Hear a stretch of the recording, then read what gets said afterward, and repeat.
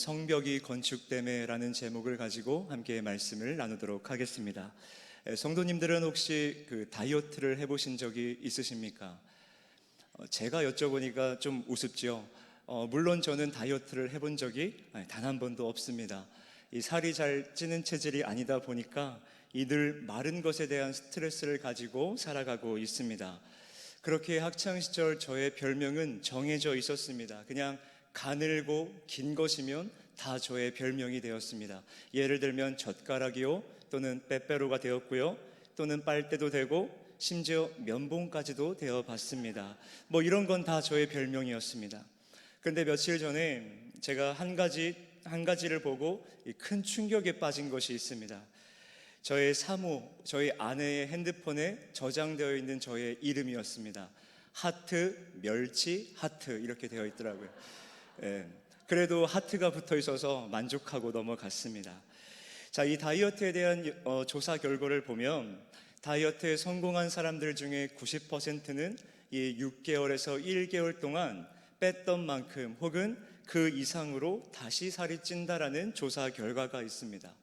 이 다이어트에 성공하는 것도 쉽지 않지만 더 어려운 것이 무엇입니까? 다이어트로 뺐던 살을 유지하는 것이 더 어렵다라는 것입니다. 여러분, 이것은 신앙생활도 마찬가지인 것 같습니다. 우리가 신앙을 회복하고 첫사랑을 회복하는 것도 물론 어렵지만 이 재건된 신앙, 회복된 신앙을 유지하며 살아간다는 것이 더 어렵다라는 것입니다. 말씀을 들을 때는 어떻습니까? 우리가 은혜가 충만합니다. 그러나 삶의 자리에 돌아가서는 이 무기력한 생활로 살아갈 때가 얼마나 많은지 모릅니다. 사랑하는 성도 여러분, 오늘 저와 여러분들은 어떻습니까? 이 충만한 신앙을 가지고 잘 유지하고 계십니까? 이 주일에 은혜가 충만한데 이 주중에는 다시 무너진 상태로 우리가 살아가고 있지는 않습니까? 우리가 충만한 신앙을 잘 유지하고 싶다면 오늘 함께 읽은 이 본문을 우리는 주목할 필요가 있습니다. 오늘 본문에는 재건된 성벽을 잘 유지하기 위한 이 느헤미야의 여러 가지 조치가 기록되어 있습니다. 다시 말해서 재건된 신앙을 유지할 수 있는 영적인 교훈을 오늘 본문을 통해서 우리가 얻을 수 있다라는 것입니다. 간절히 바라기는 저와 여러분들이 오늘 본문의 이 영적 교훈을 통해서 우리의 신앙, 우리의 믿음을 지키고 유지하게 되시기를 진정으로 소망합니다. 자, 그렇다면 어떻게 우리가 우리의 신앙과 믿음을 잘 지킬 수 있습니까? 첫째로 깨어서 자기의 믿음을 스스로 지켜야 한다라는 것입니다. 우리는 깨어서 나의 믿음을 스스로 지켜야 됩니다. 여러분, 성벽이 재건되고 나서 느헤미야가 가장 먼저 한 일은 무엇입니까? 문지기를 세우는 일이었습니다. 치안을 유지했습니다. 자, 왜 치안을 유지했을까요? 느헤미야는 왜 치안을 유지하는 일에 중점을 뒀을까요? 어렵게 재건된 성벽이지만 이 파수꾼을 세워서 치안을 유지하지 않으면 한순간 다시 무너질 수 있기 때문에 이 치안에 집중을 하고 있는 것입니다. 그만큼 재건되는 것보다 더 중요한 것이 지키고 유지하는 것입니다. 하지만 어떻습니까? 지키는 것이 쉽지는 않았습니다. 자, 본문 4절의 말씀 한번 보십시오. 그 성읍은 광대하고 그 주민은 적으며 가옥은 미처 건축하지 못하였음이니라. 자, 지금 상황이 어떻다고 기록을 하고 있습니까? 성읍은 광대하고 그 주민은 적고 가옥은 미처 건축하지 못한 상태라고 말하고 있습니다. 즉, 성벽만 건축되었을 뿐 그 성벽을 지킬 수 있는 인원이 턱없이 모자랐다는 것입니다. 자, 이러한 상황에서 성벽을 지킨다는 것은 너무나 힘든 일입니다.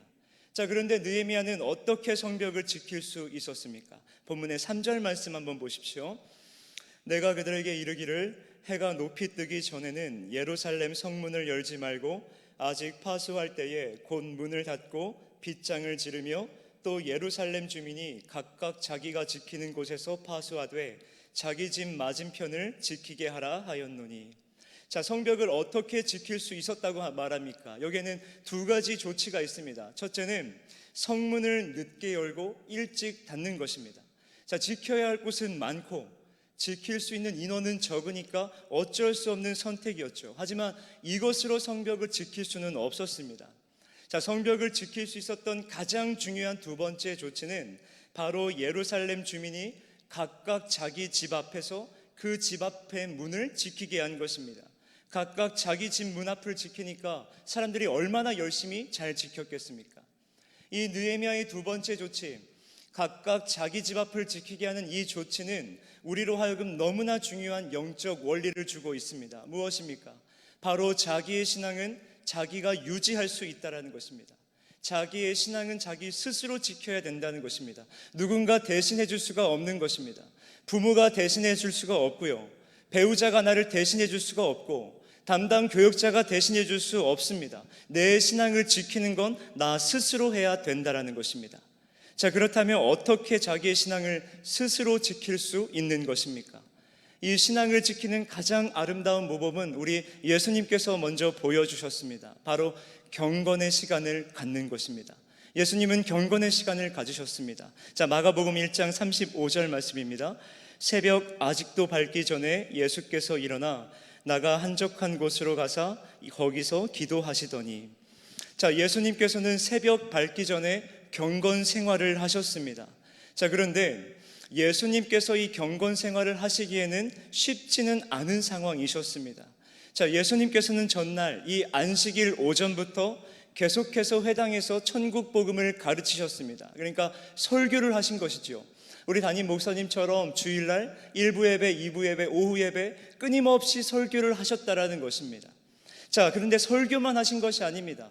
예수님이 설교를 하시면 많은 백성들이 예수님께 나가와서 기도를 요청을 합니다. 그러면 우리 예수님은 어떻게 하셨을까요? 자기에게 찾아오는 자를 거절할 수가 없으셨던 거죠. 그래서 그들에게 축사 사역을 해주십니다. 예수님이 지치실 만큼 지친 상황이셨습니다. 자, 그런데 오후에는 어떤 일을 하십니까?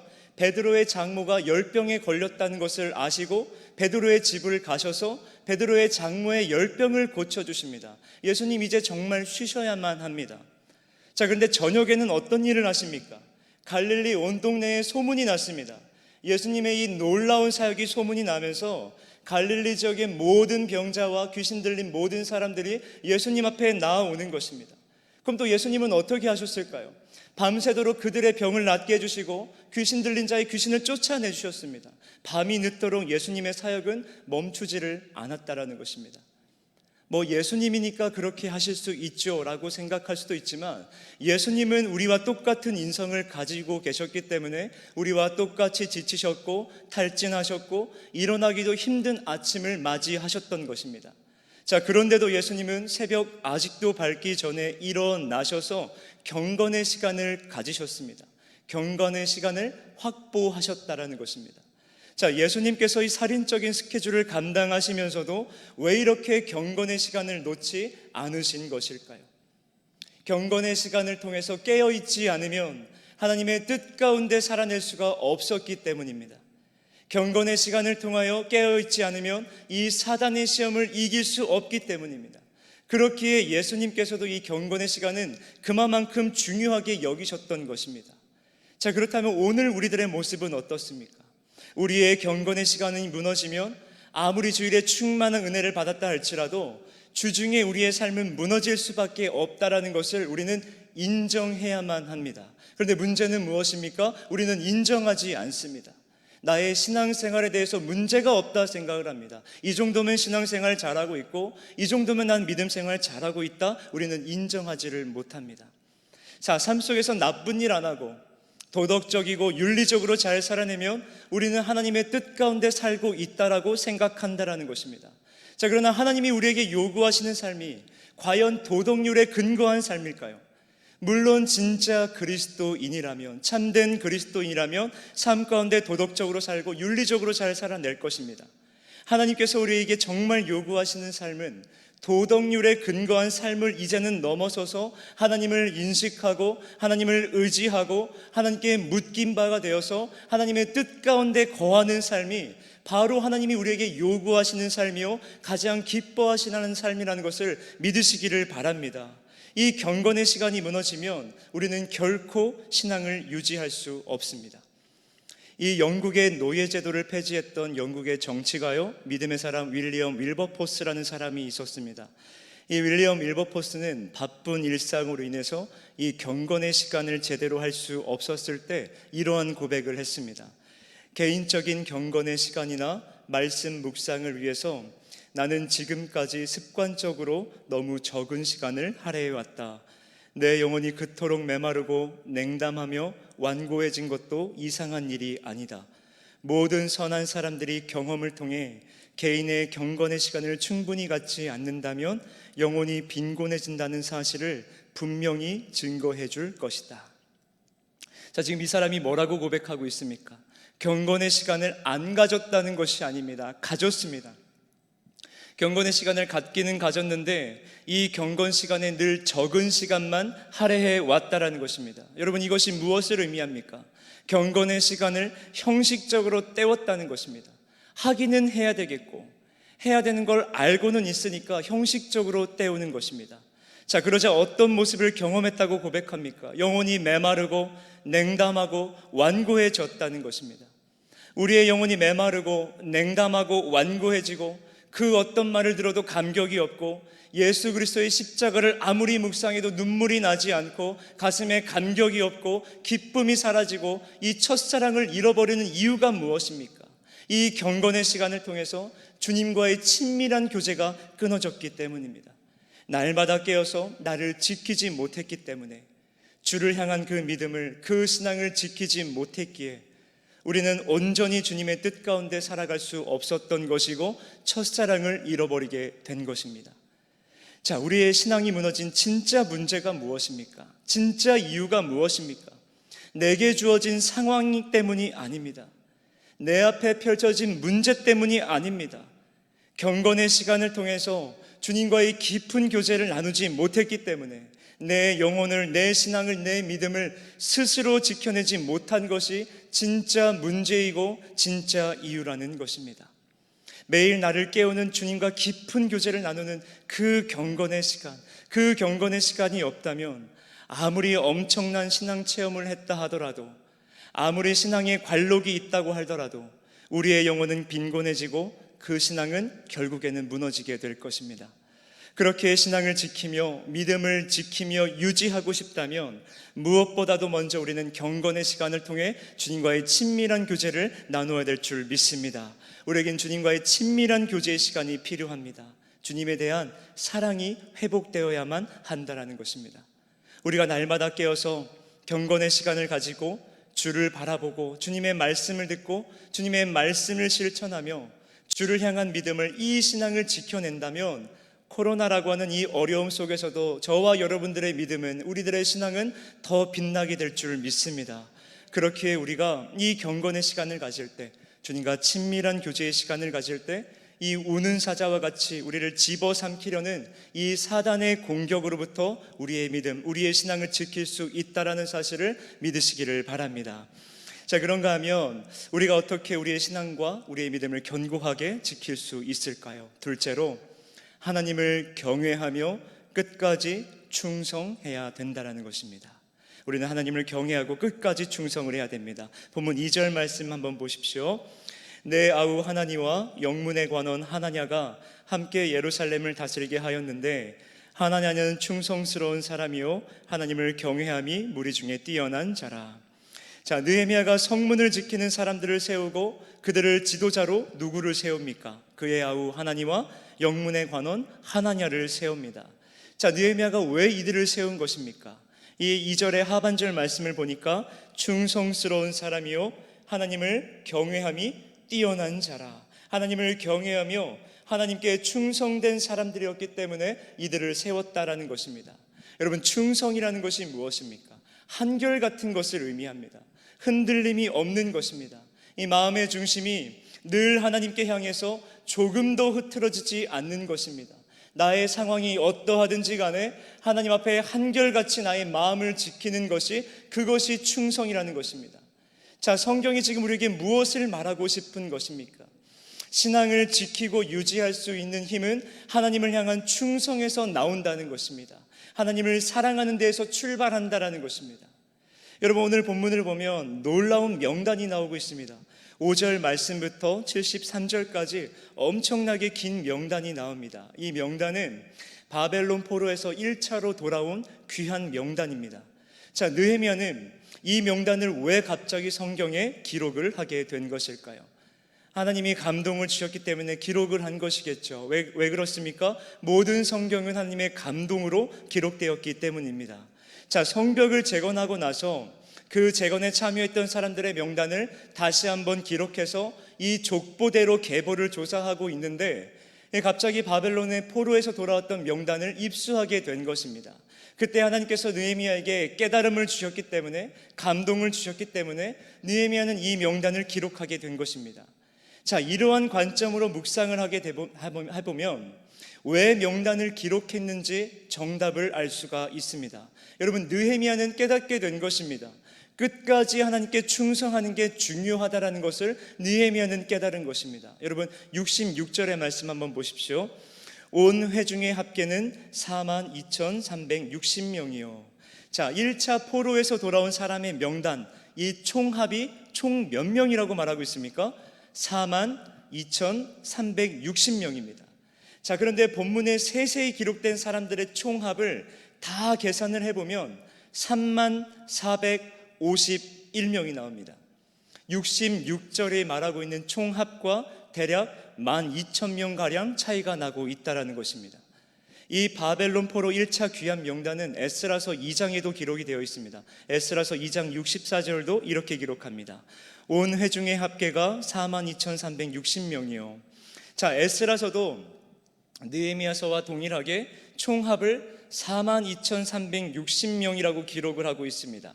자, 그런데 에스라서도 마찬가지로 세세히 기록된 사람들의 총합을 계산을 해보니까 29,177명이 나왔습니다.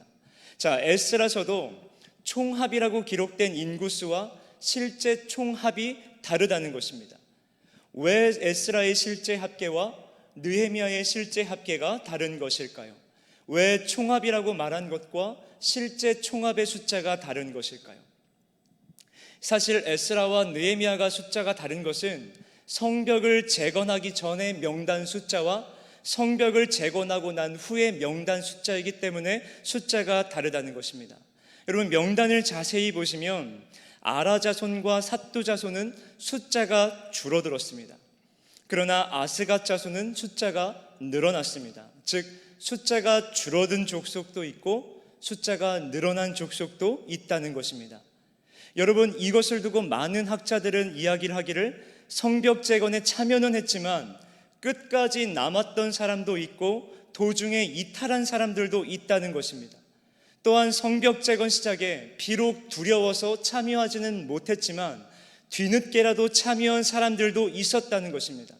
즉, 성벽을 재건하는데 여러 가지 시련과 위협 속에서 슬그머니 발을 뺀 사람들도 있고 끝까지 버틴 사람들도 있으며 또한 뒤늦게 참여해서 끝까지 충성한 사람들도 있었다라는 것입니다. 즉, 변동이 있었던 것입니다. 무슨 변동입니까?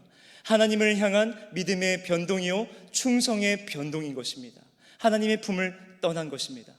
즉, 에스라서와 느헤미야서의 총합과 실제로 합한 숫자가 다른 이유는 바벨론 포로에서 돌아와서 하나님의 백성이라는 이름은 있었지만 명분만 하나님의 백성일 뿐 실제로 돌아와서 성벽 재건 사업에 아무런 힘을 보태지 않은 명목상 그리스도인들이 있었다라는 것입니다. 여러분, 이것이 무엇을 의미합니까?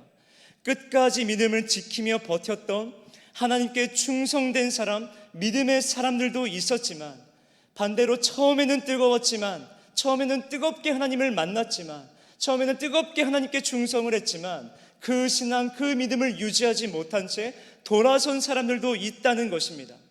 그렇게 하나님으로부터 돌아선 사람들이 약 1만 명가량 되는 것입니다.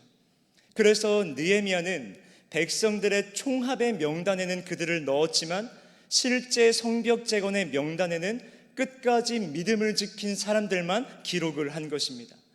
사랑하는 성도 여러분, 오늘 저와 여러분들은 어떤 명단에 속해 있습니까? 끝까지 믿음을 지킨, 이 신앙을 지킨 충성된 사람들의 명단입니까? 아니면 명목상 그리스도인, 처음에는 뜨거웠지만 그것을 유지하지 못한 채 하나님의 품에서 물러난 사람들의 명단입니까? 간절히 바라기는 저와 여러분 모두가 끝까지 우리의 신앙을 견고하게 지키며 흔들림 없이 하나님께 충성하는 믿음의 사람이 되시기를 진정으로 소망합니다. 그래서 하나님 나라의 헌신자 명단, 충성된 사람들의 명단, 믿음의 사람들의 명단에 우리들의 모두의 이름이 다 기록되기를 진정으로 소망합니다. 자, 마지막으로 어떻게 우리의 신앙을 잘 유지할 수 있을까요? 바로 예배자로 살아가야 된다는 것입니다. 예배자의 삶을 우리는 살아내야 됩니다.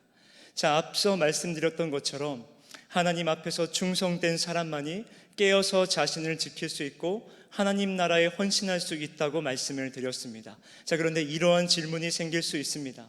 바쁘고 지치면 이 경건의 시간조차 가질 수 없는데 이들은 어떻게 그렇게 살 수 있었을까? 어떻게 그것이 가능했을까라는 질문입니다. 자, 그 비밀은 본문 1절 말씀에 있습니다. 1절의 말씀 다시 한번 보십시오. 성벽이 건축됨에 문짝을 달고 문지기와 노래하는 자들과 레위 사람들을 세운 후에. 자, 느헤미야가 성벽 재건이 끝나자마자 제일 먼저 무엇을 합니까? 사람을 세웠습니다. 어떤 사람을 세웠지요? 충성된 사람을 세웠습니다. 그전에는 문지기를 세웠습니다. 자, 그런데 이 말씀을 잘 보시면 그냥 단순히 문지기를 세운 것이 아닙니다. 1절 말씀의 중반절부터 잘 보시면 문지기와 노래하는 자들과 레위 사람들을 세웠습니다. 자, 이들은 다 무엇을 하는 사람들입니까? 레위 지파에 속한 사람들이고 다 성전에서 봉사하는 사람들인 것입니다. 여러분, 이것이 무엇을 의미하겠습니까? 느헤미야는 충성된 사람들을 세우기 전에, 문지기를 세우기 전에, 파수꾼을 세우기 전에 가장 먼저 예배하는 자들을 세웠다는 것입니다. 왜 예배하는 자들을 가장 먼저 세웠을까요? 그것이 그들의 정체성이기 때문에 그렇습니다. 하나님의 자녀로서 하나님을 예배하는 자, 하나님을 위해 살아가는 자. 예배가 없으면 신앙은 물론 이 삶의 터전조차도 제대로 유지할 수 없기 때문에 느헤미야는 예배하는 자들을 먼저 세우고 백성들 모두가 우리들의 정체성, 하나님의 자녀, 하나님을 예배하는 이 예배자의 삶을 회복하기를 원했던 것입니다. 하나님을 예배하는 그 예배가 회복되어야 은혜로 완성이 된, 은혜로 재건이 된 이 성벽을 유지할 수 있었기 때문에 그렇습니다. 사랑하는 성도 여러분, 하나님이 이것을 통해 우리에게 주시고자 하는 말씀은 무엇일까요? 삶을 지키고 신앙을 지키고 믿음을 지킨다라는 것은 예배로부터 나온다는 것을 말씀하고 계시는 것입니다. 예배를 소홀히 한다면, 예배 가운데 성령님의 임재를 경험하지 못한다면 우리는 충성된 삶을 살 수도, 매일 깨어 있을 수도, 우리의 믿음과 우리의 신앙을 지킬 수도 없는 것입니다. 그렇기에 우리는 예배 중심의 삶을 살아내야만 한다라는 것입니다. 우리의 예배가 회복되어야 신앙의 성벽을 지킬 수 있는 것입니다. 예배가 회복되어야 가정과 교회와 모든 공동체를 지킬 수 있는 것입니다. 예배가 회복되어야 우리의 삶의 터전을 지킬 수 있는 것입니다. 예배가 회복되어야 우리들의 정체성이 회복되어야 우리의 삶이 회복되는 줄 믿습니다.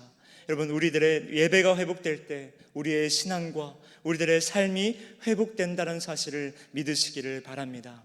사랑하는 성도 여러분, 오늘 우리는 어떻게 예배를 드리고 있습니까? 오늘 예배 드리는 우리들의 모습은 어떻습니까? 하나님의 강력한 임재를 경험하고 계십니까?